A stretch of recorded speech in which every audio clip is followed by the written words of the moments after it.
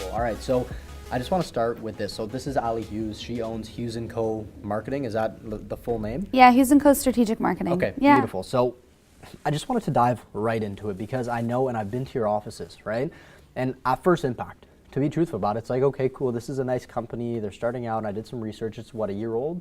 No, we're 5 years old. You're 5 years old, okay, yeah. so my research is off, but there's still, you're still not in that like 10, 15 year kind of megasaurus phase, right? No, we're a 15-person strong team, so we have 15 full-time marketers. Exactly, but what was really interesting about your team after speaking with Shauna and doing a few more bits of research, it was that although you guys have that kind of like small cultural feel, you guys do big work, and there's no mistake about it. And I wanted to talk about that small to big, that scale, and in my belief, you guys have been able to do that because of technology and all the obvious reasons, but I want to talk to you today about the not obvious reasons. I want to talk to you today about the reasons why you're able to do that, and you're kind of the nucleus, the source for it all, and for you to just expand on being small but doing big and kind of keeping it that way. Yeah, I mean, we as an agency have a pretty strong strategic mandate, so we really believe that we're fundamentally changing the way people do business. And I think that I'm really lucky because I have a team that really believes in that vision. And I'm the face of it. I'm certainly not the guts of it. They are remarkable people who market with me.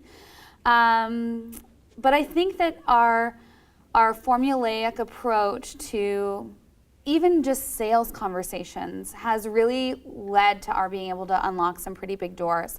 In terms of the kinds of companies we work with solopreneurs too. We work with small businesses. Our favorite clients are medium-sized businesses, and then we work with enterprise-level companies as well. And our impact for them varies. I mean, people say why do you work with small businesses or medium-sized businesses still if you have those corporate brands to stick on your site? And the reality is, like, I'm in the business of moving the needle. So if I make a big corporate brand $1 million, like, they really like me and they're going to hire me again. If I make a medium-sized business $1 million, I'm going to change their life. So that's a completely different level of impact. So our mandate is to not go too big and not to be only big brands, but I guess it is certainly a little remarkable that in 4.5 years we've been able to, get some fairly significant brands on our doorstep. And my oldest marketer is 32 years old. We're a very young team. Yeah, and it's actually outstanding. And what really interests me about what you said was just how you believe you're kind of changing the way things are done.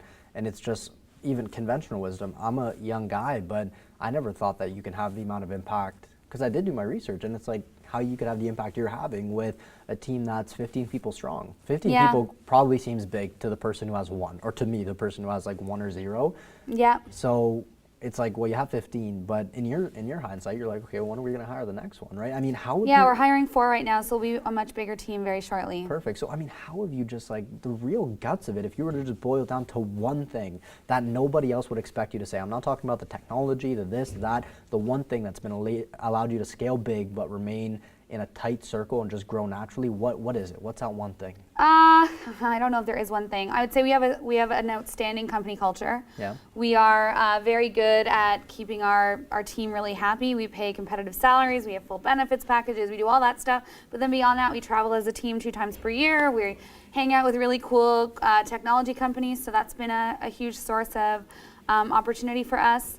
But outside of that, like, nobody wants you to say it, but the real truth is that I work harder, longer, faster, and smarter than everybody else I know. It's always the truth, and nobody else, like, it's always the simple things, but they're never the easy things, right? I know. Gary said he doesn't take any vacations today. I take a lot of vacations, so I don't agree with that. I need to reset, and I really believe in the power of vacation. I, in fact, bonused out my staff vacation budgets this year so that they can all go away this year. I believe in that too.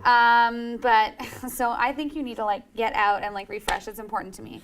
So I maybe don't hustle as hard as he does, but I hustle pretty hard. Yeah, no, I can tell. I mean, and you're growing at an incredibly quick rate. So we are. Let's talk to the young entrepreneurs, or even if you're not young. I define young not as age, but just starting. Okay, so you could be 82 and just starting, and you're a young entrepreneur, right? My best advice is don't take a loan.